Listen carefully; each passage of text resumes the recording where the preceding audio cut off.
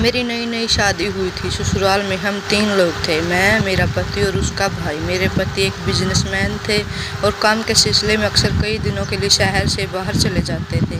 मेरे पति के माँ बाप कुछ साल पहले ही गुजर चुके थे, इसलिए मैंने कुछ ही दिनों में ससुराल के घर की पूरी जिम्मेदारी संभाल ली थी।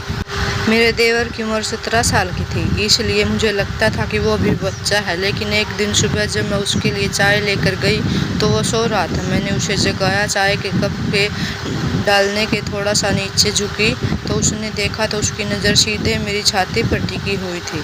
फिर ऐसा ही एक दिन जब मैं अपने कमरे में कपड़े बदल रही थी तो मैंने देखा कि मुझे खिड़की से छिपकर कोई देख रहा है। मुझे उसका यह व्यवहार ठीक नहीं लगा, लेकिन मैं इस पर ज़्यादा ध्यान नहीं दिया क्योंकि मैंने सोचा है कि अभी बच्चा है। एक दिन मेरे पति ने बताया कि कुछ दिनों के लिए किसी ज़रूरी काम से बाहर जाना है और मेरा देवर दोनों हम घर में अकेले थे। फिर एक दिन मैं बाथरूम में नहाने के लिए गई तो मैंने देखा बाथरूम का लॉक खराब हो गया है।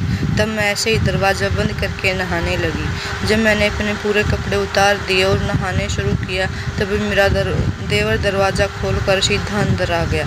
उसे देखते ही मेरी सांसें थम गई। मैं बिना कपड़ों के उसके सामने खड़ी थी। मैंने उसे ज़ोर ज़ोर से डांटा और कहा, आ लेने दो तुम्हारे भाई को, तुम्हारी इन हरकत की वजह सारी बता दूंगी। तब मैंने देखा उसकी आंखों में काफ़ी गुस्सा था और कुछ देर तक मुझे घूरने के बाद वो बाथरूम से बाहर चला गया। अगले दिन जब मैं बाजार से घर वापस आई तो मैंने जो देखा उसे देखकर मेरी रूह काँप गई। मेरे कमरे में मेरे टीवी पर मेरी नहाने से लेकर कपड़े बदलने तक की वीडियो चल रही थी। मुझे सपने में जरा भी देर नहीं लगी। यह सब किसने किया है?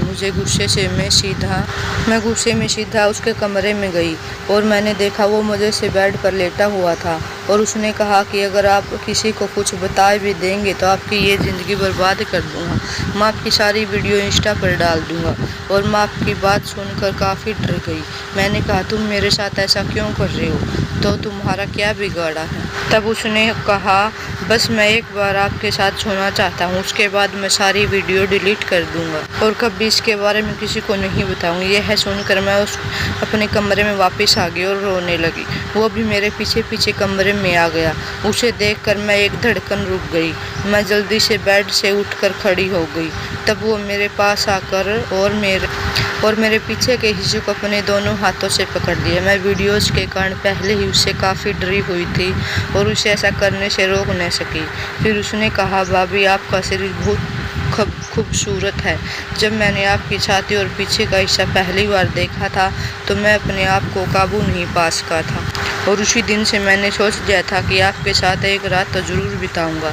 मैं रोते हुए उसे मेरे साथ ऐसा ना करने के लिए हाथ जोड़ती रही, लेकिन उसके दिमाग में तो कुछ और ही चल रहा था। फिर उसने बहुत ही ज़ोर ज़ोर से कस के मेरे पीछे के हिस्से को पकड़ लिया और मेरी छाती पर चाटने लगा। डर के मारे मेरी सांसें फूटने लगी।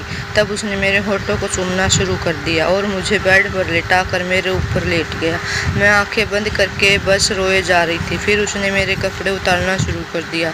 कुछ ही पलों में उसने बिल्कुल मुझे नंगा कर दिया था, उसके सामने थी। फिर उसने अपने भी कपड़े उतार दिए। मैं फिर से उसके बड़े भाई के वास्ते देकर न करने की मिन्नतें करने लगी, मगर उसके सर पर तो गलत काम करने का भूत सवार हो चुका था।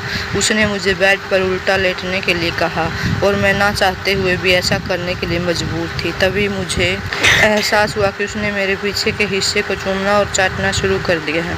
कुछ देर तक ऐसा ही करने के बाद वो इसी तरह से मेरे ऊपर लेट गया और मेरी गर्दन पर काटना शुरू कर दिया। अब वो काम करना शुरू कर दिया जिसके लिए वो पागल हो जा रहा था।